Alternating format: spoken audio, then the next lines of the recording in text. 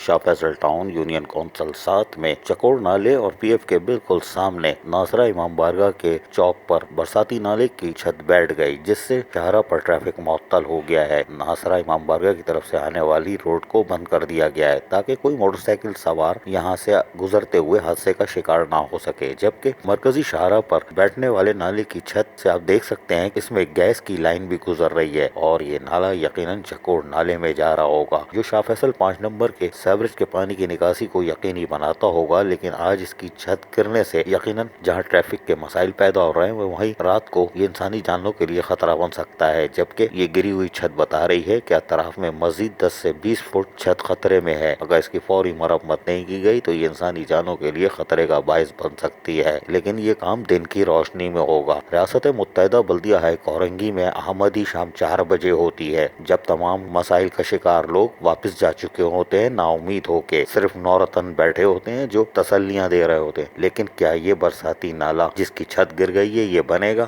یہ ایک سوال ہے۔ عزیز عارف، KBS بلدیاتی نیوز، کراچی۔